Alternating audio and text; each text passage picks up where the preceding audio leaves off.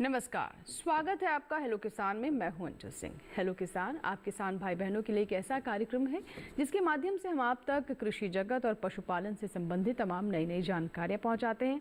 साथ ही हम आपको ये भी बताते हैं कि कैसे इन क्षेत्रों में आप रोजगार के नए अवसर तलाश सकते हैं, इसके साथ ही अपना आर्थिक विकास भी कर सकते हैं। आज के हेलो किसान में किस विषय पर हम चर्चा करेंगे और हमारे साथ विशेषज्ञ भी स्टूडियो में है, उनसे भी आपकी मुलाकात करवाएंगे। लेकिन सबसे पहले आइए नजर डालते हैं आज के विषय पर। हमारा आज का पहला विषय है मुर्गी पालन और साथ ही हम बात करेंगे कि कैसे हमारे किसान, हमारे पशुपालक भेड़ पालन से भी लाभ ले सकते हैं। हमारा दूसरा विषय है आज भेड़ पालन से रोजगार के अवसर। इन दोनों विषय पर हम चर्चा करेंगे, आपकी कॉल्स लेंगे, आप हमें ईमेल भी कर सकते हैं, व्हाट्सएप सवाल भी हम तक पहुंचा सकते हैं। तो आइए सबसे पहले नजर डालते हैं हमारे कॉल सेंटर नंबर पर, यानी टोल फ्री नंबर 1800-113060। दूसरा नंबर है 1800-113061। टोल फ्री यानी इस पर आपको कोई शुल्क नहीं लगेगा। आइए अब आपको बता देते हैं हमारा व्हाट्सएप नंबर, जिस पर आप अपने सवाल टेक्स्ट कर सकते हैं या फिर वॉइस नोट बना करके भी अपने सवाल हम तक पहुँचा सकते हैं। 8800520717 यानी 8800520717। और चाहें तो आप हमें ईमेल भी कर सकते हैं। बहुत सारे किसान हमारे स्मार्टफोन इस्तेमाल करते हैं, तो व्हाट्सएप भी इस्तेमाल कर सकते हैं, ईमेल भी कर सकते हैं, कंप्यूटर से भी आप अपने सवाल हम तक पहुंचा सकते हैं। hellokisan2015@gmail.com।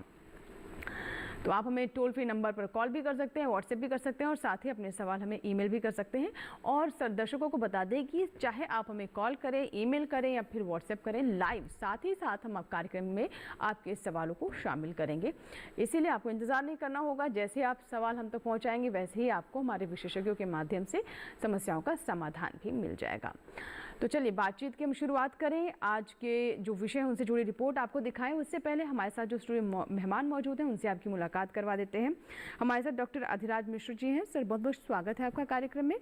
और आप विशेष तौर पर मुर्गी पालन पर हमें आज जानकारी देंगे। आप सहायक आयुक्त हैं मत्स्य पालन पशुपालन डेयरी मंत्रालय भारत सरकार में। यानी मुर्गी पालन कैसे हमारे किसान अपना सकते हैं, जो मुर्गी पालक हैं उन्हें किस तरह की सावधानियां बरतनी चाहिए मुर्गी पालन में, इससे जुड़ी हुई तमाम जानकारियां अधिराज जी से हम आप तक पहुंचाएंगे। और हमारे दूसरे मेहमान है डॉक्टर अरुण कुमार तोमर जी। आप निदेशक हैं केंद्रीय भीड़ एवं ऊन अनुसंधान संस्थान अबिकानगर राजस्थान से। सर आपका भी कार्यक्रम में स्वागत है। तो भेड़ पालन से रोजगार के अवसर कैसे पैदा हो सकते हैं, आज हम तोमर जी से इसके बारे में जानेंगे और आपके जो भी सवाल होंगे उनके तुरंत जवाब भी लेंगे।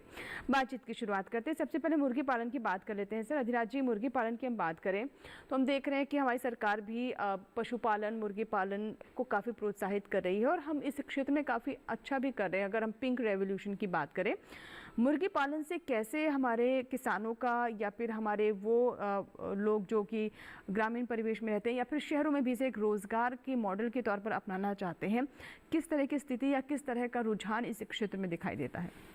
देखिए, पहला चीज़ है, अगर हम मुर्गी पालन की बात करते हैं, मुर्गी पालन तो हम दो चीज़ों के लिए करते हैं। एक है अंडा उत्पादन के लिए और एक मांस उत्पादन के लिए।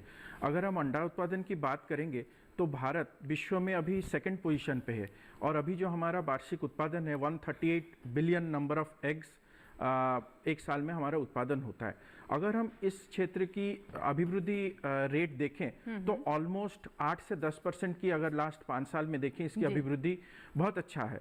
और एक चीज़ यहाँ पे मैं हाईलाइट भी करना चाहता हूँ, यहाँ पे दो तरीके के मुर्गी पालन किया जाता है। एक है कॉमर्शियल सेक्टर में और एक है बैकयार्ड सेक्टर में।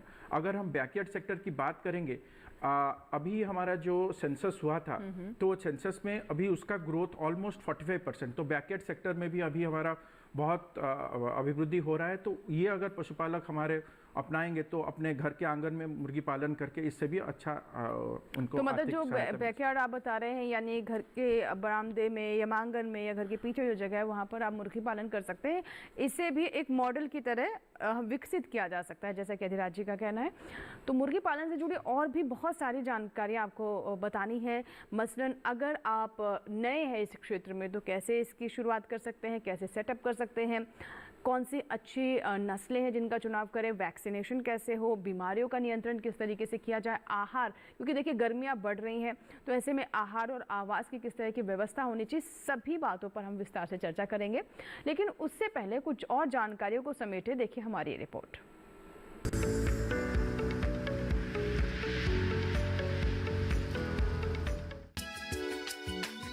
देश की आबादी का एक बड़ा हिस्सा मुर्गी पालन से जुड़ा है। बता दें कि 20वीं पशुधन जनगणना के अनुसार देश में लगभग 851.81 मिलियन मुर्गियां हैं। मुर्गी पालन की खास बात यह है कि इस व्यवसाय को कम पूंजी और कम जगह में भी शुरू किया जा सकता है, लेकिन मुर्गी पालन के लिए कुछ खास बातों को ध्यान में रखने की जरूरत होती है। मुर्गी पालन के लिए जब आप शेड बनाएं तो ध्यान रखें कि वो जगह खुली हुई और सुरक्षित हो। खुली और हवादार जगह होने से मुर्गियों को ताजी और साफ हवा मिलती रहेगी, जिससे वो बहुत सी बीमारियों से बची रहेंगी। मुर्गियों के रहने के स्थान को साफ सुथरा रखें। इसके अलावा मुर्गियों और चूजों को सूखी जमीन में रखें। गीली जगह पर उनके बीमार होने का खतरा बढ़ जाता है। मुर्गियों को पीने के लिए साफ पानी दें और खाना पर्याप्त मात्रा में रखें। मुर्गियों को खाने में पर्याप्त मात्रा में प्रोटीन और कैल्शियम दें। जिस बर्तन में मुर्गियों को भोजन दें उसे हर 2 दिन के अंतराल में साफ करें। रात के समय बल्ब जलाकर रखें, जिससे चूजे और मुर्गियां ज्यादा से ज्यादा समय खाने में लगाएं। इससे चूजों को जल्दी बड़ा होने में भी मदद मिलेगी। चूजों को बीमारियों से बचाने के लिए समय समय पर टीके लगवाते रहें। इसके अलावा बार बार चूजों को न छुएं, इससे वो डर जाएंगे और इसका असर उनकी वृद्धि पर भी पड़ेगा। कुल मिलाकर आपकी मेहनत और लगन पर सब कुछ निर्भर है।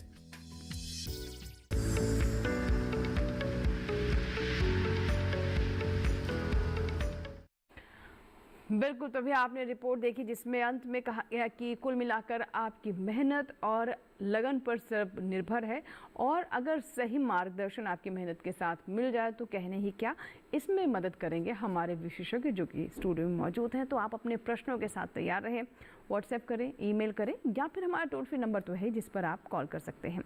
आइए बात करते हैं आज के हमारे दूसरे विषय के बारे में। और डॉक्टर अरुण कुमार जी, मैं आपसे जानना चाहूँगी, जैसे हमारा दूसरा आज का विषय है भेड़ पालन से रोजगार के अवसर।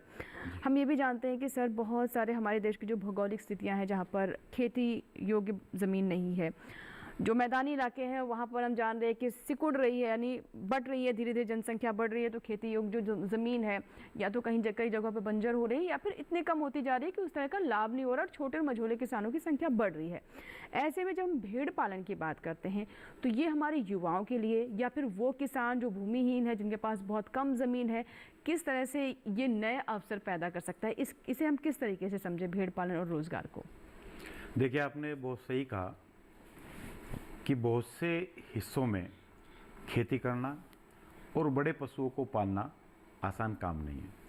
लेकिन ऐसी स्थिति में, ऐसी परिस्थिति में जहाँ पर खेती करना और बड़े पशुओं को पालना लाभदायक नहीं है, छोटे पशु भेड़ और बकरियों को पालकर किसान वर्ष भर आय प्राप्त कर सकता है।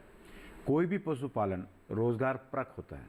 और जो बात करें हम भेड़ बकरी की, तो ये व्यक्ति विशेष को ही रोजगार नहीं देता, ये पूरे परिवार को एक रोजगार देने का काम करता है और पूरे परिवार की आमदनी बढ़ाने का भेड़ बकरियों के द्वारा ऐसे क्षेत्रों में, या उन किसानों के पास जिनके पास जमीन नहीं है, या वो युवा जिनके पास कोई काम नहीं है जी, वो भेड़ बकरियों को पालकर पूरे वर्ष भर स्वयं का भी, अपने परिवार का भी, और यदि बड़े स्तर पर व्यावसायिक तौर पर करना चाहे तो अपने दोस्तों को भी इस कार्य में लगाकर उनको भी रोजगार देने का काम कर सकता है।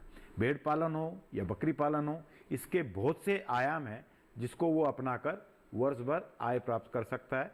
ना कि उसको शहर में जाके कमाने की जरूरत है, घर में रहकर, गांव में रहकर भेड़ बकरी पालकर वो एक बहुत व्यापक स्तर पे काम कर सकता है और आजकल तो बहुत अच्छी स्कीम आई हुई है, उन स्कीम से भी वो फ़ायदा उठा के एक बहुत अच्छा व्यवसाय प्राप्त कर सकते हैं। जी जी बिल्कुल सर, बहुत अच्छी बात है आपने बताई कि देखिए आपको अपना घर छोड़ने की आवश्यकता नहीं है। कई बार रोज़गार के लिए, नौकरी की तलाश के लिए आपको घर छोड़ना पड़ता है, गांव छोड़ना पड़ता है, लेकिन अगर उतनी ही कमाई या फिर कहें उससे ज़्यादा कमाई आपको अपने घर में रहकर मिले, अपने परिवार के साथ, अपने गांव के साथ जुड़े रहते हुए मिले, तो फिर इसमें तो कोई दो विचार करने की बात ही नहीं है। इसीलिए हम आपको बता रहे हैं कि कैसे बहुत ही कम पूंजी से, कम लागत से, या फिर अगर आपके पास बहुत ज़्यादा ज़मीन नहीं है, बहुत उस तरह की व्यवस्था नहीं है, तो भी आप भेड़ और बकरी पालन कर सकते हैं। ये हम क्यों कह रहे हैं, इसका जवाब देखिए हमारी इस रिपोर्ट में।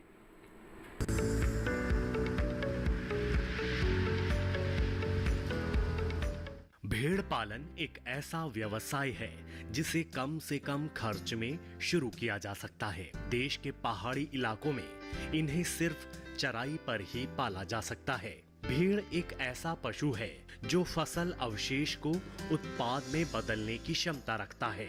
ऐसे में भेड़ कम संसाधन में रोजगार के अच्छे अवसर देने में सक्षम है।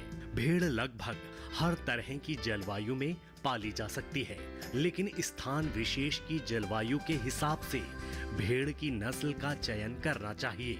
ऐसी नस्ल का चयन करें जो दूध, मांस और ऊन अच्छी मात्रा में देती हो।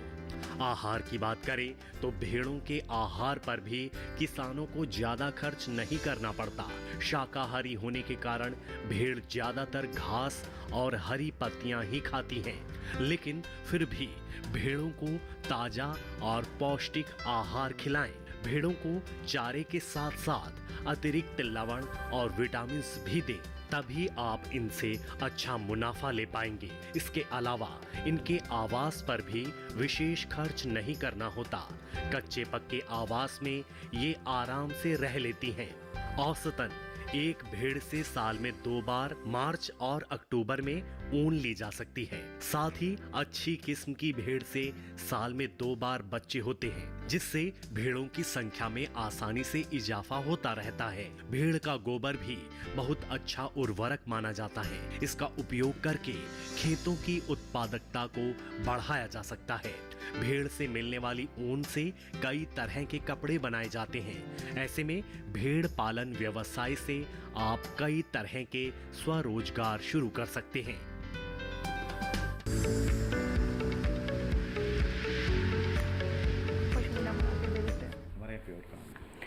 तो बिल्कुल अभी आपने रिपोर्ट देखी और हमने आपको बताया कि कैसे आप भेड़ पालन से रोजगार के नए नए अवसर पैदा कर सकते हैं, लेकिन इसके लिए आवश्यक भी है कि भेड़ पालन से जुड़ी विशेष बातों का, वैज्ञानिक तरीकों का भी आप ध्यान रखें, ताकि किसी तरह के नुकसान की यहाँ पर आशंका ना रहे। आप हमें कॉल करें, आप हमें व्हाट्सएप करें, या फिर अपने सवाल ईमेल भी कर सकते हैं। हेलो किसान आपका कार्यक्रम है, आप किसानों का कार्यक्रम है, तो आपकी सहभागिता, आपका जुड़ा रहना बहुत आवश्यक है। आपके सवालों को हमें इंतज़ार रहेगा। अब बात कर लेते हैं सर मुर्गी पालन के बारे में। अब शुरुआत करते हैं सर, यहाँ बात यहीं से शुरू करते हैं कि हमारे जो पहले से ही मुर्गी पालन कर रहे हैं किसान, उन्हें अब क्या सलाह देना चाहेंगे, किस तरीके से मौसम बदलने के साथ, जैसे गर्मियाँ काफ़ी बढ़ रही हैं और कहीं कहीं पर तो हम देख रहे हैं कि हीट वेव्स चल रही हैं, तो ऐसे में मुर्गियाँ भी हीट स्ट्रेस में आ सकती हैं। तो शुरुआत यहीं से करते हैं, जो सबसे सही बात होगी इस समय करने के लिए, क्या कहना चाहेंगे? देखिए, ये समय तो बिल्कुल हीट वेव का समय चल रहा है और बहुत तेज़ी से टेम्परेचर बढ़ रहा है। और अगर हम देखेंगे कि इसका अगर सही से हम ये ना करें तो उत्पादन में बहुत कमी हो सकती है। तो इसके लिए 2-3 चीज़ों को हमें देखना पड़ेगा। कि पहला चीज़ है कि देखिए, धूप को तो हम कुछ नहीं कर सकते, पर जो छत है, जो मुर्गी का आवास होता है, उसका जो छत होता है, तो जो फार्म में होता है, तो उसमें अगर कोई क्रीपर्स अगर हो सकते हैं तो उसका ग्रोथ हम करवा सकते हैं, सो दैट थोड़ा टेम्परेचर कम रहे। आजकल भी वाइट पेंट मिलता है, उसका भी हम देखें। और जो साइड में वॉल रहता है जिसमें जाली लगा होता है, तो उसमें भी अगर ज़्यादा गर्मी होता है तो उसमें हम अच्छी तरह से जो बोलते हैं, जो गनी बैग्स होते हैं, उसको भी हम डाल सकते हैं और उसको गीला करके डाल सकते हैं। तो ये 2 चीज़ें हैं। और आजकल जो अच्छे फार्म्स जिनके पास हैं, तो डीफॉगर्स का भी इस्तेमाल कर सकते हैं। तो ये सारे चीज़ों से हम गर्मी से हम छुटकारा मिल सकता है, थोड़ा बचाव मिल सकता है। इसके अलावा हम देखेंगे तो अगर मैनेजमेंट में थोड़ा हम देखेंगे और फीड का भी जो उसके मतलब खिलाते हैं उसका भी हम मैनेजमेंट थोड़ा कर सकते हैं, तो इसमें भी हम देखेंगे कि हीट वेव से उसको थोड़े आराम मिल सकता है। जी जी बिल्कुल। यानी सर जैसे आपने बताया कि छत जो है वहाँ से हीट आती है अंदर, तो क्रीपर मतलब ऐसे बेलदार आप पौधे लगाएं जो कि छत को कवर कर ले। इसके अलावा वाइट पेंट कर सकते हैं। फॉगर्स मतलब जो पानी के एक तरीके से जो पंखे फवारा छोड़ते हैं, मिस्ट एक तरीके से, तो उससे भी जो तापमान है वो नियंत्रित होता है और जो मुर्गियां हैं उनकी वृद्धि पर इससे प्रभाव नहीं पड़ेगा। यानी गर्मी की वजह से जो कमी आ सकती थी उसकी आशंका रहती है वो दूर होगी अगर आप इस तरह का प्रबंधन मौसम बदलने के साथ या गर्मी बदलने के साथ करेंगे। फिलहाल वक्त एक छोटे से ब्रेक के बाद भी कार्यक्रम जारी रहेगा। हम बात कर रहे हैं भेड़ पालन से कैसे रोजगार के नए अवसर पैदा हो सकते हैं और हमारे किसान कैसे मुर्गी पालन को अपना सकते हैं, एक बिजनेस मॉडल इसे बना सकते हैं, व्यावसायिक स्तर तक ले जा सकते हैं। इसके लिए किन बातों का ध्यान रखना है इसके बारे में हम विस्तार से चर्चा कर रहे हैं। आपकी कॉल्स, व्हाट्सएप सवाल और ईमेल्स का इंतजार है। मुलाकात होगी छोटे से ब्रेक के बाद, कहीं मत जाइएगा, देखते रहें हेलो किसान।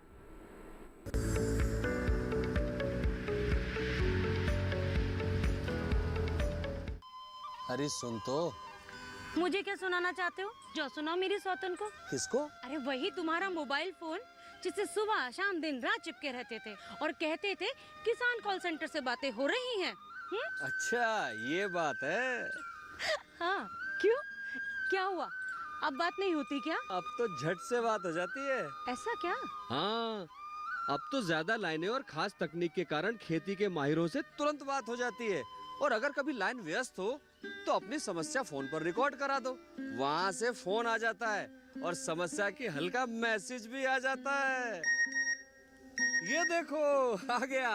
अरे वाह, इसका मतलब इंतजार की घड़ी अब खत्म। हाँ तभी मैं सोचूं कि आजकल मुझ पर इतना प्यार क्यों आ रहा है। कृषि संबंधी समस्याओं का अपनी भाषा में तुरंत हल पाने के लिए पूरे भारत में किसी भी फोन से हेल्पलाइन नंबर पर संपर्क करें। किसानों का दोस्त किसान कॉल सेंटर।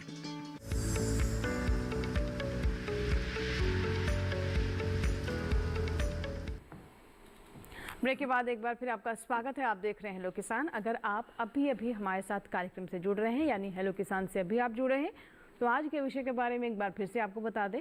आज हम बात कर रहे हैं मुर्गी पालन की और साथ ही कैसे हमारे किसान भेड़ पालन को अपनाकर रोजगार के नए अवसर बना सकते हैं, अन्य लोगों को भी रोजगार से जोड़ सकते हैं और अपना आर्थिक विकास कर सकते हैं। अगर आपके कोई भी सवाल है दोनों विषय से जुड़े हुए तो आप हमें कॉल करें, हमारे टोल फ्री नंबर पर ईमेल करें या फिर व्हाट्सएप भी कर सकते हैं। आप देख सकते हैं स्क्रीन पर साथ ही साथ हम नंबर भी चला रहे हैं, टोल फ्री नंबर भी है, व्हाट्सएप नंबर भी है और हमारा ईमेल आईडी भी है। तो बस फ़ोन उठाएं और हमें जो भी आपके लिए सुविधाजनक हो हमें संपर्क करें। सर अब हम आते हैं इस पर, अगर हम भेड़ पालन की बात करें तो जानना चाहेंगे आपसे कि किस तरीके से हमारे किसान शुरुआत कैसे ही करें इसके, मतलब भेड़ कितनी होनी चाहिए, नर मादा कितने होने चाहिए, क्या अनुपात होना चाहिए, कितनी जगह से इसकी शुरुआत कर सकते हैं? देखिए कोई भी व्यवसाय शुरू करने से पहले उसकी ट्रेनिंग लेना बहुत आवश्यक है। इसकी ट्रेनिंग आप हमारे इंस्टीट्यूट से या आईसीआर के जो 2 इंस्टीट्यूट हैं जो भेड़ और बकरियों पे अनुसंधान का कार्य करते हैं वहाँ से आप ट्रेनिंग ले सकती हैं। देश के जो जितने भी पशु चिकित्सा विश्वविद्यालय हैं वहाँ से आप ट्रेनिंग ले सकते हैं। कृषि विज्ञान केंद्र और एग्रीकल्चर यूनिवर्सिटी है वहाँ से भी आप भेड़ और बकरी पालन की ट्रेनिंग लेके अपना काम शुरू कर सकते हैं। जहाँ तक पशुओं की संख्या की बात है तो 5 भेड़ बकरियों से लेके 500 या 1000 पशुओं को रख के आप आराम से ये व्यवसाय कर सकते हैं। मेल और फीमेल की रेशो की जहाँ तक बात है 20 से 25 मादाओं पर एक अच्छा प्रजनक नर रख के आप अपने व्यवसाय को आराम से कर सकते हैं। और साथ में एक टीजर मेल आप रेवड़ में रख सकते हैं जो समय समय पर आपकी भेड़ बकरियों को गर्मी में आने की पहचान कर सकता है। तो इस प्रकार से आप अपने पशुपालन की शुरुआत कर सकते हैं। मेरा किसान भाइयों को ये कहना रहेगा कि आजकल उस तरह का भेड़ बकरी पालन नहीं रहा जो आज से 20 से 25 साल पहले होता था कि आप जंगल में ले जाओ और उसको चरा के आप 0 इनपुट पे पाल लो। लेकिन धीरे धीरे हम वैज्ञानिक आपको किसानों को बहुत सी परियोजनाओं के माध्यम से शिक्षित कर रहे हैं कि उनको बाड़े पे रख के, जैसे हम गाय भैंस को पालते हैं ऐसे ही भेड़ बकरियों को आप अपने बाड़े पर रख के स्टॉल फीडिंग में करके आप ज़्यादा आमदनी प्राप्त कर सकते हैं। तो इस तरह के प्रयास में आप ज़्यादा मांस प्राप्त कर सकते हैं, ज़्यादा ऊन प्राप्त कर सकते हैं और पशुओं से स्वस्थ पशु रखकर ज़्यादा आमदनी कमा सकते हैं। तो इस प्रकार से आप बाड़े पर भेड़ बकरी को पालकर लगभग दिन के 2 से 3 घंटे रेवड़ में काम करके स्टॉल फीडिंग में आपको मात्र 2 या 3 घंटे ही काम करने की जरूरत है। मतलब एक पार्ट टाइम भी कर सकते हैं यस, सारा दिन आप अपनी दुकान का काम करें, अपनी नौकरी का काम करें या कोई खेतों अन्य का काम करें, या खेतों में काम करें। सुबह 1 घंटा और शाम को 1 से 1.5 घंटा उनके चारे और पानी की व्यवस्था आप कर दें। बाड़े पर रखकर, घरों की छतों पर रखकर फेंसिंग करके भेड़ बकरियों को आराम से पाल के अतिरिक्त आय और रोजगार प्राप्त किया जा सकता है। जी जी, एक हमारे पास सर ये व्हाट्सएप सवाल आया है, मुर्गी पालन से जुड़ा हुआ है। राजस्थान के कोटा के रहने वाले हैं और यहाँ पर राम दयाल जी हमारे दर्शक हैं जिन्होंने कोटा से ही ये हमें व्हाट्सएप सवाल भेजा है। तो ये यहाँ पर मुर्गी पालन करना चाहते हैं, तो इसकी कैसे शुरुआत करें? अधिराज जी, आपके लिए सवाल है। देखिए, शुरुआत जैसे कि सर ने अभी बताया, शुरुआत का पहला प्रशिक्षण तो होता है। प्रशिक्षण बहुत जगह पे दिया जाता है। केंद्र सरकार के बहुत सारे हमारे इंस्टीट्यूट्स हैं, जो मुर्गी पालन के इंस्टीट्यूट्स हैं, 4 जगह पे हैं, वहाँ से आप प्रशिक्षण ले सकते हैं। उसके अलावा राज्य सरकार भी बहुत सारे प्रशिक्षण भी करवाते हैं किसानों के लिए, वहाँ से भी ले सकते हैं और कृषि विश्वविद्यालय से ले सकते हैं। यह हर जगह पे, हर राज्य पे ये अवेलेबल है। राजस्थान में भी आप ले सकते हैं, इसका कुछ दिक्कत नहीं है। उसके बाद आपको पहले देखना पड़ेगा, आप अगर बड़े स्तर पे इसको करना चाहते हैं, कमर्शियल लेवल सर इन्होंने ये एक दूसरा सवाल मैं साथ में इसके लूँगी, पहले पूरा कर लीजिए, एक और सवाल है जी। हाँ, तो ये एक बड़े स्तर पे अगर कमर्शियल लेवल पे आप करना चाहते हैं तो उसके लिए भी आपको देखना पड़ेगा, आपको कैसे जगह, एक प्रॉपर लेबल्ड लैंड चाहिए जहाँ पे वाटर लॉगिंग नहीं हो, वो वाला एरिया चाहिए। और पहला चीज़ है मार्केटिंग का भी सोर्सेस आपको देखना पड़ेगा, जहाँ आप फार्म करेंगे उससे मार्केट कितना दूर है, ये सारा चीज़ देखना पड़ेगा। अगर छोटे स्तर पे आप करना चाहते हैं तो उसके लिए भी बैकयार्ड पोल्ट्री आप ले सकते हैं। आप 50-100 जो डिफरेंट ब्रीड्स हैं, हमारे लोकल अवेलेबल ब्रीड्स हैं, तो उसका भी आप लो इनपुट टेक्नोलॉजी बर्ड्स हैं, उस हिसाब से आप उसका चयन करके भी ये करवा सकते हैं। जी सर, इसी से जुड़ा एक और सवाल ले लेते हैं, साथ ही साथ इसके बारे में बता दें। ये हमारे दर्शक बिहार से हैं और ये एक वही चिकन फार्म, मुर्गी पालन करना चाहते हैं और इनके पास 350 गज का प्लॉट है, तो क्या ये इसमें कर सकते हैं? और जो आप जगह के बारे में बता रहे थे, तो इन्हें क्या जानकारी देंगे? देखिए, मैं आपको एक मोटा मोटी बता देता हूँ। अगर आप कोई भी मुर्गी रख रहे हैं, अगर आप ब्रॉयलर मांस के लिए रख लें वो तो 5 से 6 हफ्ता के लिए रखते हैं। अगर अंडा उत्पादन के लिए रखेंगे वो तो 1.5 साल के लिए रखते हैं। तो इस हिसाब से अगर आप देख लें तो आपको एक मुर्गी, एडल्ट मुर्गी के लिए लगभग 1.5 स्क्वायर फीट आपको एरिया चाहिए। तो उस हिसाब से आप देख लीजिए, आपका जो आपका सेट बनाना है उस हिसाब से आपको सेट बनाना पड़ेगा। और आजकल बहुत सारे पोल्यूशन कंट्रोल के गाइडलाइंस भी आ गए हैं, तो आप हर जगह पे मुर्गी का फार्म नहीं खोल सकते। उसके लिए आपको हमारे जो पोल्यूशन कंट्रोल बोर्ड के गाइडलाइंस हैं उसके हिसाब से आपको देखना पड़ेगा। बिल्कुल घर के पास ना हो, मतलब जहाँ पे फैमिलीज रहते हैं या घर, बहुत सारे घर हैं गांव में, वहाँ नहीं होना चाहिए, थोड़ा दूर होना चाहिए। और कुछ हमें बायोसिक्योरिटी का भी ध्यान देना पड़ेगा। जी जी बिल्कुल। सर अब एक कॉलर है, आइए उनसे बात कर लेते हैं। Hello hello hello hello hello hello ma'am ji, नमस्कार, अपना नाम बताएं। मोहित जी हैं, मोहित सिंह जी हैं, कानपुर उत्तर प्रदेश से। मोहित सिंह जी बताइए क्या सवाल है आपका? मैं ये कह रहा हूँ, मुर्गी पालन में सबसे ज्यादा बीमारी का खतरा किसमें रहता है? कौन सी बीमारी का खतरा सबसे ज्यादा रहता है मुर्गी पालन? ठीक है, इस सवाल पर हम आने वाले थे। और कोई सवाल है आपका मोहित जी? कुछ और भी पूछना चाहते हैं? ठीक है सर, मुर्गी में कौन कौन सी बीमारियां आ सकती हैं जिस पर हम बात करने वाले थे, सवाल भी आ गया है। मुर्गी पालन में किन बीमारियों का ध्यान रखना चाहिए? देखिए मोहित जी, मैं मोटा मोटी बता देता हूँ। बहुत सारे बीमारियां होते हैं यहाँ पे, पर अगर हम देखें तो अगर हम रखते हैं जैसे रानीखेत डिजीज़, एक बोलते हैं रानीखेत का रोग, वो एक बड़ा रोग होता है मुर्गियों में।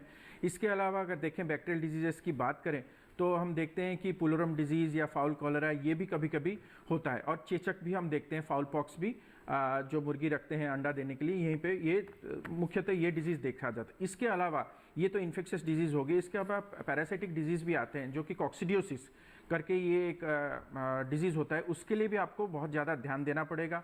तो ये सारे मोटा मोटी डिजीज़ेस होते हैं। इसके अलावा विटामिन का भी डेफिशिएंसी, क्योंकि मुर्गी बहुत कम दिन के लिए रखा जाता है और इसके विटामिन का भी अच्छे से आपको देखना पड़ेगा। और जैसे अंडा देते हैं तो इसके लिए भी कैल्शियम का भी आपको अच्छी तरह से देखना पड़ेगा। तो ये सारी चीज़ों को मोटा मोटी आप देखेंगे, यही सारे रोग रहते हैं, पर रानीखेत डिजीज़ देश में ज़्यादा रहता है और कभी कभी बर्ड फ्लू का भी जी खतरा सर, बर्ड फ्लू पर भी मैं चर्चा करने वाली थी। बर्ड फ्लू हम देख रहे हैं कि कई देशों में फिर से इसका कहर देखने को मिल रहा है और बर्ड फ्लू से हमारे काफ़ी जो मुर्गी पालक हैं वो परेशान भी रहते हैं, भयभीत भी रहते हैं। तो थोड़ा बर्ड फ्लू के बारे में भी बताते चलें।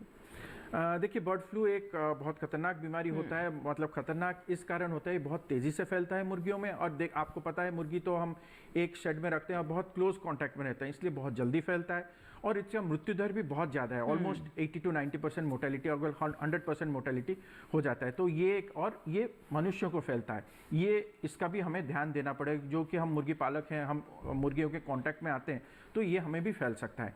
तो इसके लिए हमें कुछ विषय पे ध्यान देना पड़ेगा कि हमारा फार्म जो है उसका प्रॉपर बायोसिक्योरिटी होना चाहिए। उसका जो हम फेंसिंग की बात करते हैं, अगर प्रॉपर बाउंड्री वाल नहीं है तो प्रॉपर एक फेंसिंग होना चाहिए। ये सबसे बड़ी चीज़ है। और जो लोग आना जाना करते हैं फार्म के अंदर, उसका भी हम रेस्ट्रिक्शन कर देना चाहिए जी कि बाहर के लोग अंदर ना आ सकें। अगर फार्म में, कमर्शियल फार्म में कोई आदमी काम कर रहे हैं, जो वर्कर्स काम कर रहे हैं, उनके घर में भी कोई मुर्गी ना हो, वो भी हमें ध्यान देना पड़ेगा। उसके अलावा बहुत सारे ये सब चीज़ देखना पड़ेगा कि बर्ड फ्लू से बचाव के लिए। जी जी बिल्कुल, बायोसिक्योरिटी की बात आपने कही कि ये फार्म में देखिए कोई ऐसे भी ना हो। और कई बार तो सर हमने देखा कि जूते वगैरह भी नहीं आप बाहर वाले पहन के अंदर जाए फार्म के अंदर, तो बेहतर है उसके लिए अलग रखें, दस्ताने पहन के रखें ताकि किसी तरह का इन्फेक्शन ना फैले। आइए बात कर लेते हैं भेड़ के ऊपर। तो सर हम नस्लों से शुरुआत करते हैं। जो हमारे दर्शक देख रहे हैं, अगर वो भेड़ पालन कर रहे हैं या करना चाहते हैं, तो अच्छी नस्लें कौन कौन सी हैं जिसका वो चुनाव कर सकते हैं? और क्या ये क्षेत्रों के अनुसार भी है, यानी जो पहाड़ी क्षेत्र हैं वहाँ के लिए अलग हैं या फिर जो ज़्यादा ठंडे रीजन है वहाँ के लिए अलग नस्लें हैं? सर देखिए, भेड़ों की नस्लों की जहाँ तक बात है, ये क्षेत्रवार अलग अलग हैं, उद्देश्यवार अलग अलग हैं। यदि क्षेत्र की बात करें तो पहाड़ी इलाकों में जो ठंडे इलाके हैं वहाँ पे अच्छी ऊन देने वाली भेड़ें पाई जाती हैं। जिसकी बात करें तो कश्मीर मेरिनो है, गद्दी है, भादावी है, गद्दी सिंथेटिक है, मेरिनो है, इस तरह नीलगिरी है, इस तरह की भेड़ें हैं। और यदि हम नीचे की बात करें जो मैदानी इलाके में है, जहाँ की भेड़ें गलीचा ऊन उत्पादन के लिए सर्वश्रेष्ठ मानी जाती हैं, जो ज़्यादातर भेड़ें राजस्थान, गुजरात और उत्तर प्रदेश और हरियाणा की हैं। इनमें मालपुरा है, चोकला है, मारवाड़ी है, मगरा है, पाटनवाड़ी है, मुजफ्फरनगरी है। इसी प्रकार से हम बात करें मांस उत्पादक, जो सिर्फ मांस उत्पादक भेड़ें हैं जिनसे ऊन प्राप्त नहीं होती है, वो ज़्यादातर हमारे देश के दक्षिण के जो प्रदेश हैं उनमें पाई जाती है, जिसमें नेल्लोर है, मचेरी है, मांडिया है, मद्रास रेड है। तो इस तरह से क्षेत्रवार और उद्देश्य के हिसाब से हमारी भेड़ नस्लें हैं। और मैं आपके इस चैनल के माध्यम से किसानों से यही कहना चाहूँगा कि हमें अपनी देसी भेड़ों को अपनी क्षेत्रीय भेड़ों के ऊपर ही परियोजना लगानी चाहिए, व्यवसाय करना चाहिए, क्योंकि वो आपकी जलवायु में भली भांति से पनप सकती हैं और आपको अच्छा उत्पादन दे सकते हैं। क्योंकि किसी भी चीज़ से आपको अच्छा उत्पादन लेने के लिए वहाँ के उपलब्ध संसाधन जो हैं, जो वनस्पति हैं, जो चारा है, जो वहाँ की जलवायु है, उसमें वो यदि भली भांति रह सकती हैं तो ऐसी नस्लें आपको अच्छा फायदा कर सकती हैं। जी एक कॉलर है राजकुमार गढ़वाल से हमारे साथ, इन्होंने उत्तराखंड से कॉल किया है। हेलो राजकुमार जी,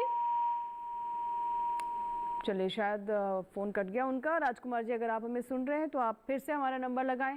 जैसे ही आपका कॉल लगेगा हम ज़रूर आपके सवाल को सुनेंगे और विशेषज्ञों के सामने रखेंगे। और अब हम बात करते हैं मुर्गी पालन के बारे में। सर अभी जैसे कि आपने बताया कि कौन सी बीमारियां हो सकती है, जिससे जुड़ा हुआ सवाल भी आया था। अब बात कर लेते हैं कि अच्छी नस्लें कौन सी हैं, चाहे अगर हम अंडे के लिए करें, जिनके बारे में कुछ आपने जिक्र किया भी, मांस के लिए, और साथ ही क्या यहाँ पर भी मैं जानना चाहूँगी कि क्या क्षेत्रवार ये भी होती है नस्लें, कि अलग अलग क्षेत्रों के लिए अलग अलग नस्लें? देखिए, नस्लें तो ऐसे स्पेसिफिक ब्रीड्स हम नहीं बोलते, फिर भी हमारे इंडिजिनस बहुत सारे ब्रीड्स हैं। जैसे असील है, वो फाइटर के लिए एक माना जाता है। जो कि हम और कड़कनाथ भी बोलते हैं, जो कि ब्लैक कलर का उसका रहता है। तो अगर हम देखेंगे तो अंडा उत्पादन के लिए और मांस उत्पादन के लिए अलग अलग तरीके के वेराइटीज़ के आपके पोल्ट्री रहते हैं।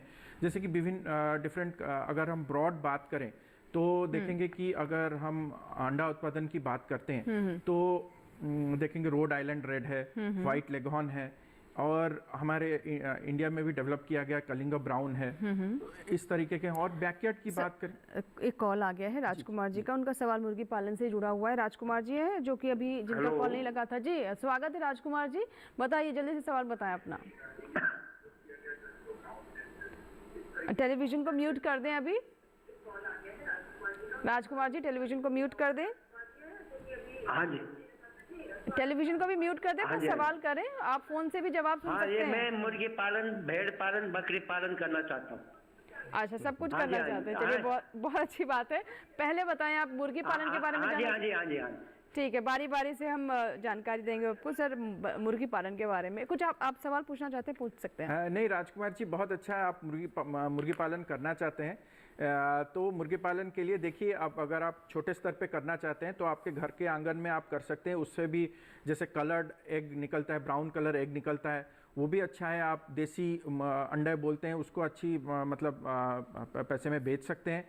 अगर बड़े स्तर पे करना चाहते हैं तो वो भी कॉमर्शियल लेवल पे आप करना चाहते हैं तो अंडा उत्पादन के लिए ले सकते हैं। लेयर फार्म बड़े स्तर पे ले सकते हैं, छोटे स्तर पे भी आप ले सकते हैं। जैसे ब्रॉयलर के लिए भी है तो उसके लिए भी, मांस देने के लिए भी वो भी ले सकते हैं। तो आप अपने हिसाब से, आपके लागत कितना है उस हिसाब से, और आपका कितना ज़मीन है उस हिसाब से आप अपना फार्म के लिए सोचिए। और बहुत सारे मतलब निकटतम पशु चिकित्सक से भी बात कीजिए कि किससे कैसे सब्सिडी या कुछ मिल सकता है, सहायता मिल सकती है, उसका भी आप ले सकते हैं। जी सर, ये आप ये भेड़ पालन भी करना चाहते हैं, बकरी पालन भी करना चाहते हैं, तो मैं चाहूँगी भेड़ पालन पर भी इन्हें कुछ सलाह दे दें।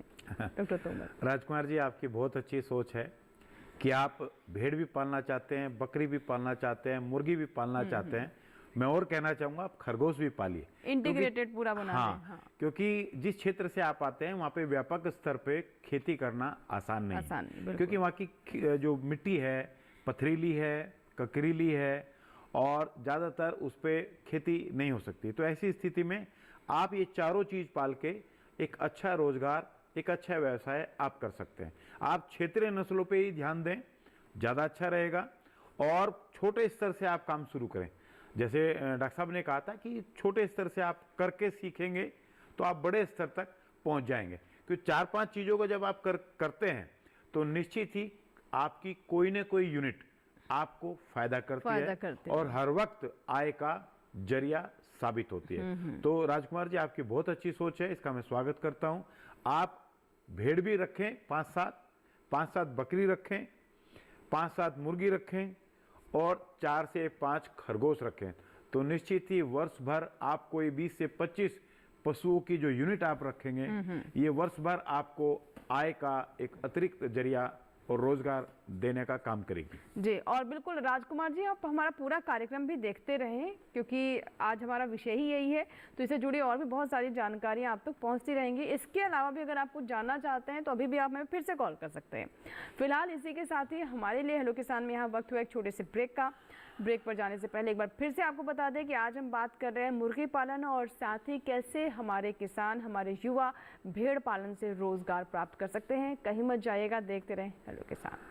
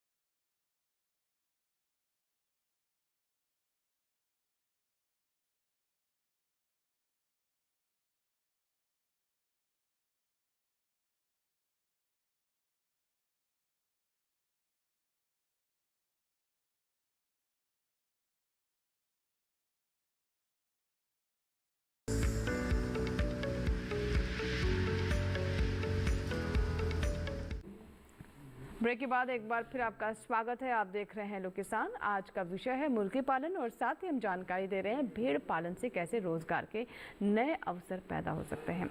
आपके अगर कोई सवाल है तो आप हमें ईमेल करें, व्हाट्सएप करें, हमारे टोल फ्री नंबर पर कॉल करें। एक कॉलर हमारे साथ जुड़ चुके हैं, आइए उनसे हम बात करते हैं। हमारे साथ फोन लाइन पर कॉलर है। Hello hello hello madam. जी, हर्षपाल चौहान जी हमारे साथ हैं, जिन्होंने हमें मध्य प्रदेश से कॉल किया है। ठीक है हर्षपाल जी, बताएं सवाल क्या है आपका। मैडम आदरणीय मैडम से मेरा निवेदन है, ये सवाल है कि मतलब बकरी पालन और मुर्गी पालन करना चाहता हूँ, साधन की उनका लाभ लेना चाहता हूँ। गवर्नमेंट की, सरकार की योजनाओं का लाभ लेना चाहते हैं। मुर्गी पालन और किसमें? भेड़ पालन, बकरी पालन आदरणीय। बकरी पालन और मुर्गी सर जी जी जी मैडम। सर क्या क्या योजनाएं हैं, किस तरीके से लाभ ले सकते हैं? देखिए, बहुत तरीके की योजनाएं हैं। अगर आप उद्यमिता विकास के लिए भी चाहते हैं तो उसके लिए भी है, तो उसका लाभ ले सकते हैं। आप निकटतम पशु चिकित्सक अधिकारी के पास जाइए और वहाँ पे, और बहुत सारे आजकल सोशल मीडिया चैनल्स में भी योजना के बारे में बताया जाता है। उसका आप देखिए, जैसे फेसबुक हो गया, ट्विटर हो गया, आजकल विज्ञापन पे भी आ रहा है, तो वो सब देखिए। और मैं इसके अलावा आप योजनाएं तो लाभ लेंगे, उससे पहले आप प्रशिक्षण भी ले लीजिए। बहुत सारे, जैसे हमारे केंद्रीय कुक्कुट उन्नयन संस्थान है, वहाँ से आप प्रशिक्षण ले सकते हैं, पशु विश्वविद्यालय से ले सकते हैं, और जैसे कि हमारे सरकार की तरफ से बहुत सारे हमारे जो पशु चिकित्सालय हैं वहाँ पे भी प्रशिक्षण किया जाता है, पशु चिकित्सालय करते हैं, तो वहाँ भी जाके आप उनसे सलाह ले सकते हैं। जी जी, ठीक है। तो बहुत सारी योजनाएं हैं जिसका आप लाभ ले सकते हैं, और साथ ही ट्रेनिंग लेना ना भूलें, क्योंकि अगर आप ट्रेनिंग लेते हैं तो आपका कौशल विकास होता है, स्किल डेवलपमेंट होता है, जिससे आप बेहतर तरीके से किसी भी कार्य को कर पाते हैं और दक्षता के साथ।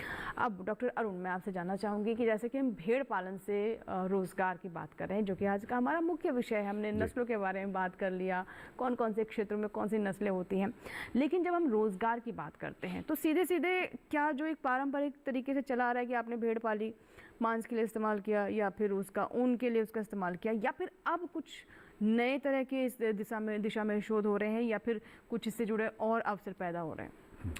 देखिए, एक तो सिंपली आप भेड़ को पाल के अपना रोजगार प्राप्त कर सकते हैं। मात्र भेड़ पाल लेना और उससे आमदनी करना आज के ज़माने में उतना उपयोगी नहीं है। इसमें बहुत से ऐसे अवसर हैं भेड़ पालन में जिन पे आप अपना रोज़गार कर सकते हैं। जैसे नस्ल सुधार के लिए, जिसको हम बोलते हैं ब्रीडर के लिए, ब्रीडिंग पर्पस से आप पशुओं को पालें, निश्चित ही आपको 2 से 3 गुना आय प्राप्त होगी। सर इसके बारे में थोड़ा सा एक्सप्लेन कर दे, ब्रीडिंग पर्पस। जैसे आप भेड़ पाल रहे हैं, आपने 2 से 3 महीने का एक भेड़ का बच्चा बेच दिया, तो आपको 3 से 4 हज़ार की आमदनी प्राप्त होगी। और जो मैं कह रहा हूं कि आप ब्रीडिंग पर्पस के लिए पालें, ब्रीडर बना के पालें, तो उसको आपको 1 साल तक का पालना होगा। और 1 साल का पशु ब्रीडिंग के लिए 15 से 20 हज़ार रुपये का बिकेगा। तो आप कहाँ 4 हज़ार रुपये में बेच रहे हैं 3-4 महीने का बच्चा, कहाँ आप ब्रीडर को तैयार करके 20 से 25 हज़ार रुपये में बेच रहे हैं। इसी प्रकार से आप ऊन को काटने का और ऊन को बेचने का दोनों ही रोजगार आप प्राप्त कर सकते हैं। इस कंडीशन में भेड़ पालने की भी जरूरत नहीं है। जो मेरे युवा साथी हैं वो भेड़ की ऊन काटने की ट्रेनिंग लेने, आजकल हमारा संस्थान मशीन से भेड़ों की ऊन कैसे काटी जाए इसकी ट्रेनिंग देता है। तो 5-7 दोस्त मिलके मशीन खरीद लें, मशीनों की ट्रेनिंग ले लें, और देश की लगभग 7.5 करोड़ भेड़ों की ऊन, यदि हम बात करें तो उसके आधी भेड़ नस्लें लगभग 35 से 40 करोड़ लाख भेड़ें जो है ना ऊन देती हैं। तो उसका एक बहुत अच्छा स्टार्टअप करके ऊन काटने का व्यवसाय प्राप्त किया जा सकता है। ये भी अपने आप में एक स्किल है जिसे सीखा जा सकता है। और जो मशीन से आप भेड़ की ऊन काटते हैं, तो ऐसी दशा में, ऐसी स्थिति में एक अच्छी ऊन प्राप्त होती है। भेड़ को कोई जख्म भी नहीं होता, और एक दिन में 50 से 60 अवन 100 भेड़ों तक की ऊन आराम से आराम से काट सकते हैं, यानी युवा समय काट की सकता बचत होती है, समय भी बचत होगी, और अच्छी श्रम ऊन भी भी बचता प्राप्त है। होगी और भेड़ों को भी कोई कष्ट नहीं होगा। तो इस प्रकार से आप एक अलग से व्यवसाय कर सकते हैं। दूसरा, भेड़ों की ऊन से बहुत से उत्पाद बनाए जा सकते जी हैं। सर, मैं उत्पाद पर आऊंगी, लेकिन उससे पहले एक सवाल है, पहले कॉलर का सवाल ले लेते हैं, इंतजार जी। कर रहे हैं। ये भरत राज हैं जिन्होंने हमें इंदौर से फ़ोन लगाया है। जी भरत राज जी, बताइए क्या प्रश्न है? जी, मेरा डॉक्टर साहब से सवाल था मुर्गी पालन के लिए कि मैं देसी मुर्गी पालन करना चाहता हूँ। ठीक है। तो देसी मुर्गी पालन में मैम अपन जो डॉक्टर साहब से पूछना था कि अंडमान निकोबारी एक नस्ल होती है, इसके बारे में मुझे कुछ जानकारी लगी थी। अपन उसको पाल सकते हैं शेड के अंदर या अपन उसको वापस जंगली माहौल देना पड़ेगा? मेरा ये जानना था मैम। ठीक है, डॉक्टर अधिराज। बहुत ही अच्छा सवाल। आप देसी नस्ल की मुर्गी अगर पालन करना चाहते हैं, देखिए ये जो घर के आंगन में और देसी मुर्गी का जो पालन करते हैं, उसका सबसे बड़ा एडवांटेज हमारे लिए ये रहता है कि उनके लिए ऑर्गेनाइज्ड हमें अच्छा सेट बनाने की ज़रूरत नहीं, उनके लिए छोटा सा नाइट शेल्टर भी काफ़ी है। अगर हम देखिए 100-200 भी रखेंगे तो छोटा सा नाइट शेल्टर उनके लिए काफ़ी है, और दिन में उनको खुला छोड़ देंगे कि हमारा जो किचन वेस्ट है या जहाँ पे कुछ हम किचन वेस्ट हो गया या जैसे खेत में हो गया, वो थोड़ा जाके या अर्थवर्म्स जो भी खेत से लेके वो मिट्टी से वो लेके वो खा के अपना गुजारा कर सकते हैं, छोटे स्तर पे अगर करना चाहते हैं। तो इनके लिए बहुत अच्छी तरह का आवास का कोई ज़रूरत नहीं है, जैसे कि कॉमर्शियल लेवल पे फार्मिंग करते हैं। और दूसरा चीज़ ये रेजिस्टेंस भी होते हैं, इनके लिए ज़्यादा रोग नहीं लगता है। जैसे कि अगर कॉमर्शियल फार्मिंग के आप करते हैं, हर चीज़ के लिए आपका टीकाकरण करना पड़ता है। इनके लिए ऐसे नहीं चाहिए, सिर्फ रानीखेत डिजीज़ का इनका टीकाकरण करवा दीजिए और किसी के लिए इनको ज़्यादा परेशानी होने की ज़रूरत नहीं है। तो ये दो चीज़ें हो गए। और अंडावानी जो ब्रीड आप बोल रहे हैं, इसका भी आप पालन कर सकते हैं, पर ये चीज़ है, इसका अवेलेबिलिटी को आपको देखना पड़ेगा। अगर आपके राज्य के अंदर जो हैचरी है वहाँ ये अवेलेबल होता है तो वहाँ से ले सकते हैं, वरना ICR का भी जो इंस्टीट्यूट्स होते हैं तो वहाँ अगर ये हैचरी में उन पर अवेलेबल होते हैं तो उसका चिक्स आप लेके आप अपना पालन कर सकते हैं अपने घर के आंगन में, छोटे स्तर पे इसको कर सकते हैं और लाभवान भी इससे अच्छा जी ठीक है। डॉक्टर तोमर, जैसा कि आप बता रहे थे कि जो भेड़ पालन में अलग अलग तरह के उत्पाद भी हमारे जो युवा हैं या फिर भेड़ पालक हैं वो तैयार कर सकते हैं, एक तरीके से जो मैं समझ रही हूँ वैल्यू एडिशन करना। जी, तो ये कैसे होता है? देखिए भेड़ों की ऊन के बारे में मैंने बताया था कि कई तरह की भेड़ों की ऊन होती है। जी जी। एक ऊन होती है बहुत बारीक जिससे हम कपड़े बना लेते हैं, एक ऊन होती है जिससे हम कालीन बनाते हैं। कुछ भेड़ों की ऊन ऐसी होती है जिनसे हम कुछ नहीं बना पाते और किसानों को, भेड़ पालकों को उससे आमदनी प्राप्त नहीं होती। तो ऐसी स्थिति में हमारे संस्थान ने एक ऐसा खाद तैयार किया है ऊन से, क्योंकि ऊन से खाद, ऊन में कुछ ऐसे गुण होते हैं, एक तो नेचुरल फाइबर है, दूसरा उसमें पानी सोखने की क्षमता होती है, तीसरा उसको मिट्टी में मिल जाना होता है। तो हमारे संस्थान ने एक अवी खाद बनाया है जो 30 और 70% की रेशो में उनकी मैंगनी, उनका जो आवास में जो उसकी कचरा या गंदगी आती है उसमें 30% ऊन को मिला के एक अवी खाद मिलाया है। ये अवी खाद ऑर्गेनिक है टोटल, और हम जब इसको खेत में डालते हैं तो मिट्टी की दशा सुधरती है। सर ऊन डिकम्पोज होता है 4 से 5 महीने में डायरेक्ट ऊन डिकम्पोज हो जाती है और मिट्टी की सेहत बनाती है, मिट्टी में पानी को रोकने की क्षमता बढ़ाती है और पौधों को जल्दी बढ़वार के लिए ताकतवर बनाने में सहायक होती है।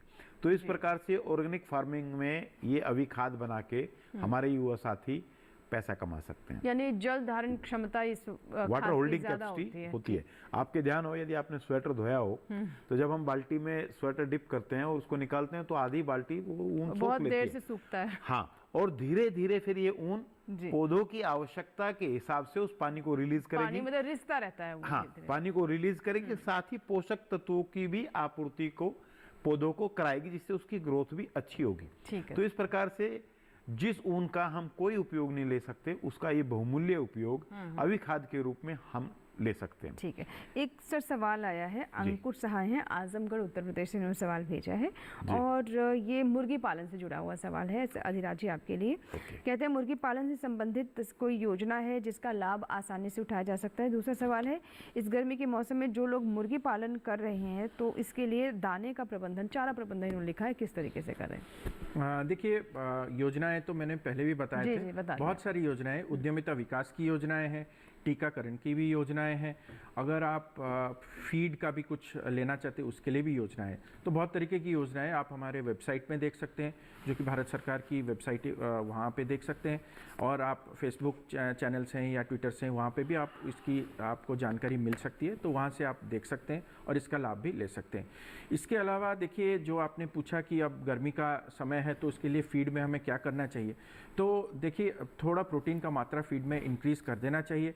दूसरा चीज़ है, कभी कभी हम देखते हैं जो ज़्यादा टेम्परेचर भी बढ़ जाता है तो उसका मेटाबॉलिज्म को प्रॉपर करने के लिए हम 10% टू 20% फीड का कम भी कर सकते हैं, जितना वो खाता है उसका थोड़ा कम भी कर सकते हैं, ये एक है। और ठंडा पानी का प्रबंधन ज़रूर करवाना चाहिए, क्योंकि ये बहुत अच्छा चीज़ है। और कैल्शियम की मात्रा उसको सही उसके फीड में ऐड करके अगर पानी में देते हैं तो पानी में देके उसको कैल्शियम का मात्रा देना चाहिए। और एक चीज़ होता है, ये गर्मियों के समय में स्ट्रेस का भी चीज़ आ जाता है, तो स्ट्रेस को मैनेज करने के लिए बहुत सारे आप आजकल प्रोडक्ट्स मिलते हैं, अवेलेबल होते हैं, वो भी आप निकटतम पशु चिकित्सक से बात करके जो प्रोडक्ट आप लेना चाहते हैं तो वो भी लेके आप स्ट्रेस को कम कैसे कर सकें, तो उसके लिए भी आप वो ये वाटर में, जैसे मुर्गियों में पानी में दे के आप उसका लाभ ले सकते हैं। जी जी बिल्कुल।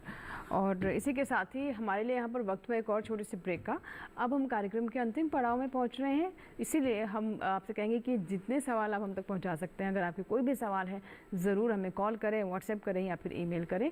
बात होगी आपके सवालों पर इस छोटे से ब्रेक के बाद।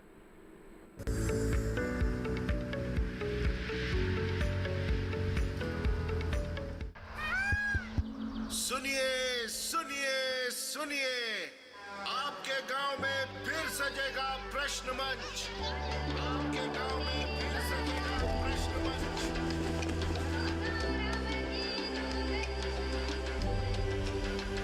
मिट्टी, मौसम, बीज, फसल, किसान को मिलेगी यहाँ हर सरकारी स्कीम की जानकारी। जो करके आएगा पूरी तैयारी, प्रश्न का उत्तर देकर बनेगा इनामधारी।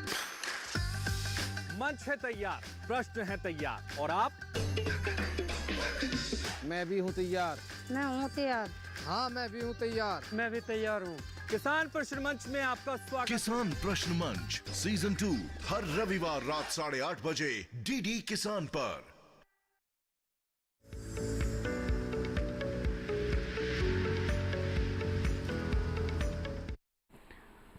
ब्रेक के बाद एक बार फिर आपका स्वागत है। आप देख रहे हैं हेलो किसान। अगर आप अभी भी जुड़ रहे हैं तो एक बार फिर से आपको बता दें, आज हम बात कर रहे हैं मुर्गी पालन की, और साथ ही कैसे हमारे किसान, हमारे युवा भेड़ पालन कर रोजगार के नए अवसर पैदा कर सकते हैं, आत्मनिर्भर बन सकते हैं और अपने आप को आर्थिक रूप से और मजबूत कर सकते हैं।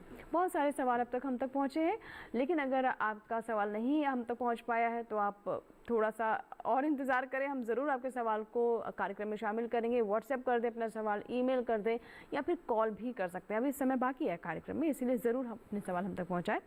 अब मैं डॉक्टर तोमर आपसे जानना चाहूँगी, देखिए अभी स्किल डेवलपमेंट की बात कर ली हमने, नस्लों के बारे में भी जान लिया, आपने ये भी बताया कि किस किस तरह के अवसर इसके रोज़गार के बनते हैं, लेकिन हम ये भी जानते हैं कि बहुत तरह के अनुसंधान संस्थानों की तरफ से किए जा रहे हैं और भेड़ पालन जो आज से 15-20 साल पहले होता था वो नहीं है, अभी व्यवसाय ग्रुप ले चुका है।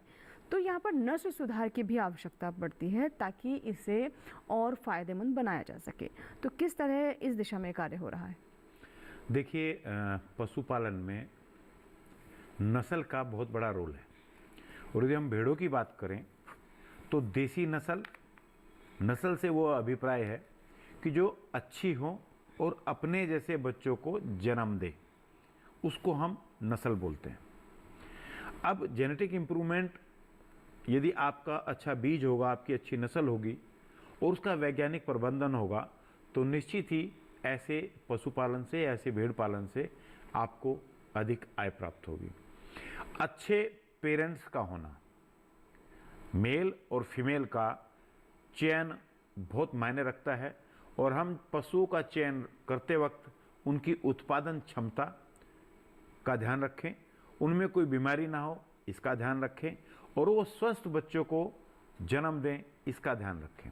यदि हमने एक टेस्टेड जो रैम है, जो अच्छा मेल है, उसको हमने चयनित कर लिया और उससे हमने अपनी जो मादाएं जो फीमेल हैं रेवड़ में उनकी मेटिंग करा दी, तो ऐसी स्थिति में आपको अच्छे बच्चे प्राप्त मिलेंगे, बशर्ते आपने जो भेड़ ब्याने वाली है उसका प्रॉपर वैज्ञानिक प्रबंधन किया, उसकी सही से देखभाल की, तो ऐसी स्थिति में अच्छे बच्चे मिलेंगे।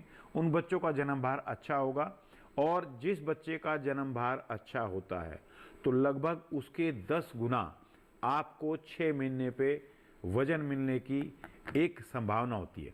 तो हमारा सारा प्रयास ये रहना चाहिए कि भेड़ों से या बकरियों से अच्छे जन्म भार के बच्चे प्राप्त हों।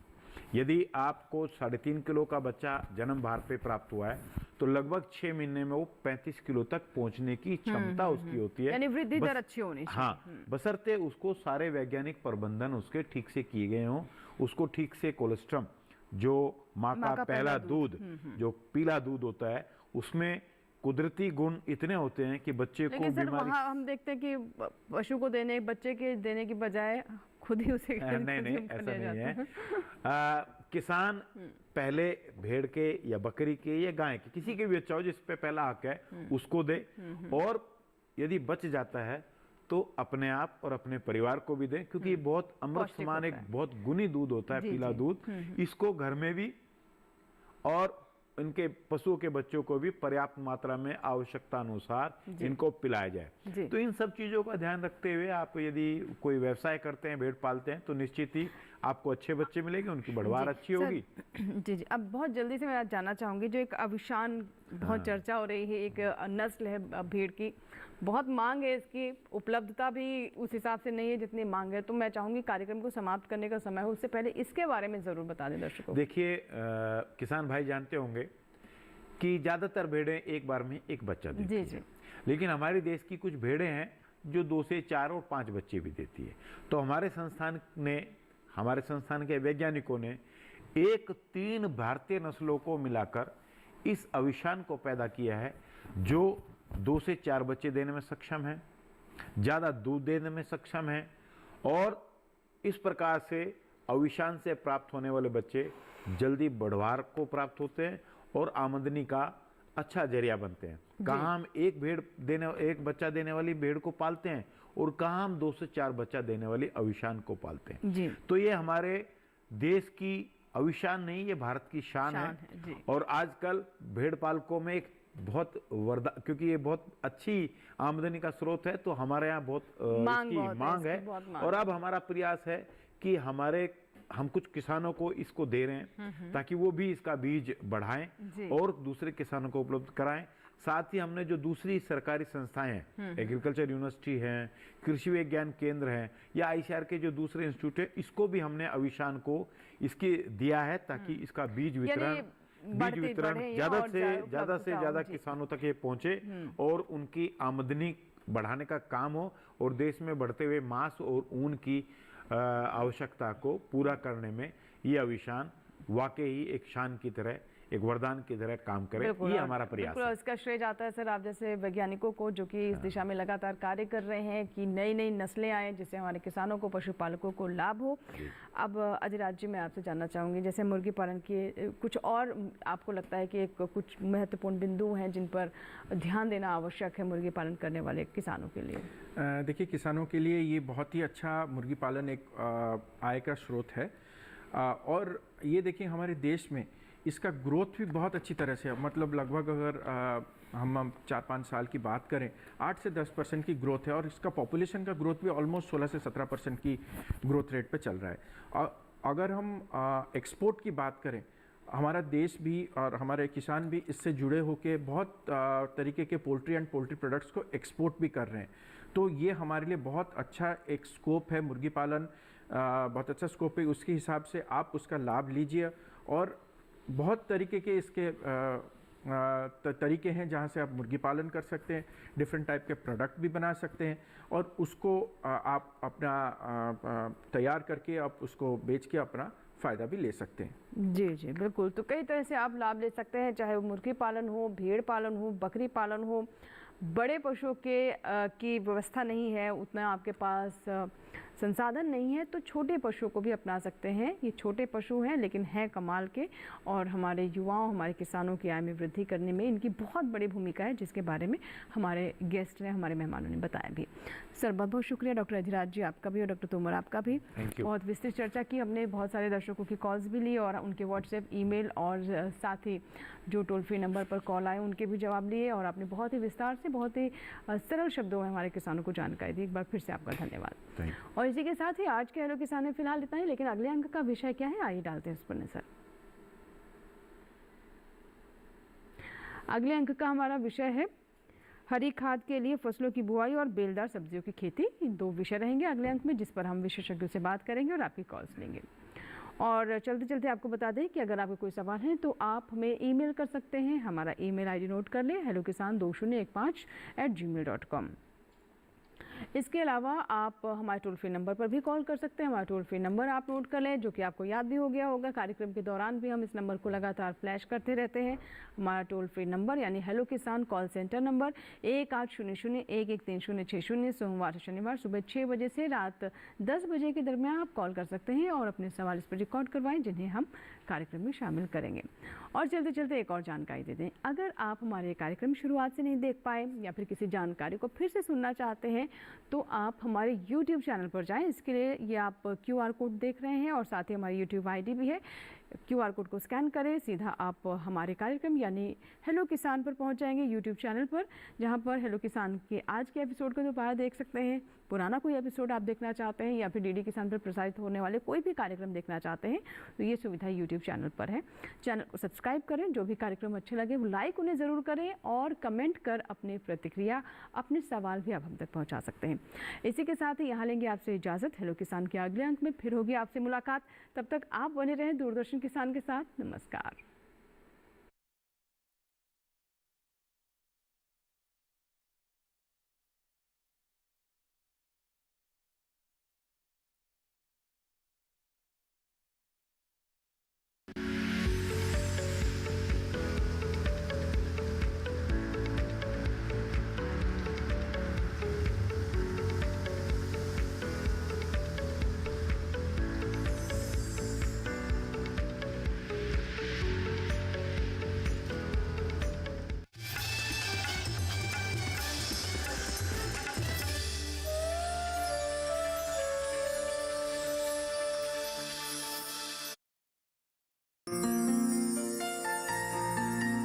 जब पहली बार मैंने वोट किया था, घर पे जब वोटर आईडी आया था, वही देख के मुझे इतनी एक्साइटमेंट हो गई थी कि जैसे अब पता नहीं दुनिया की कौन सी बड़ी पावर मेरे पास है।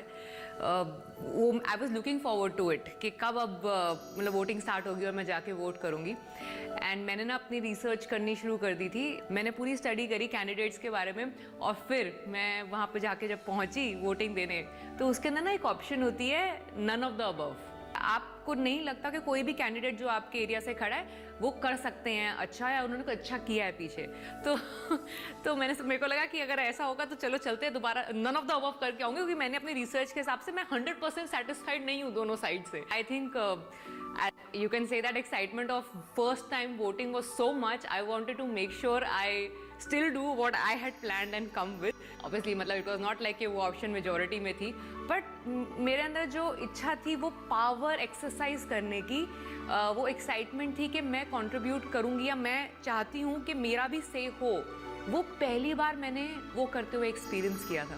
मेरी वो जो है वो दिल्ली में है, मेरा परमानेंट एड्रेस वहाँ है। ये हमारा स्केड्यूल एक्चुअली 5-6 महीने पहले से प्लान होता है। ये मैं कोशिश करती हूँ अपने शूटिंग के बीच में भी, I request the director and producer to make sure मुझे वो एक दिन अप एंड डाउन करने के लिए फ्री दिया जाए, ओनली टू मेक श्योर कि मैं जाके वोट करूँ, क्योंकि मुझे लगता है कि that's my way of earning my right to complain and ask for what is right for me. अगर मैं ये नहीं करूँगी तो मैं कल को जाके ये कहीं नहीं बोल पाऊँगी कि ये क्यों नहीं ठीक हो रहा या वो खराब है। We all complain, we all crib, we all are unhappy with some things. कभी खुश होते हैं, कभी नहीं होते हैं, बट वो एक्सप्रेस करने का राइट आपको तभी मिलेगा अगर आप जाकर मतलब इतना सा एफर्ट करोगे कि आप अपनी कंट्री के लिए एक वोट डालोगे अपना। 5 साल में 5 मिनट तो अपने देश को दे ही सकते हैं। आओ गर्व के साथ अपना वोट करें। मेरा वोट, मेरी वॉइस।